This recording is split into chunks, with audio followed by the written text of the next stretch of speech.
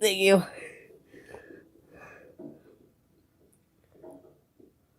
Okay, is that it?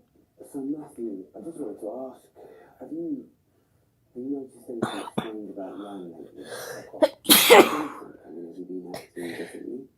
That's you again. What are you holding? Thank you. How much does Jan know about your work? He knows what I do. And we talk like normal couples. Why?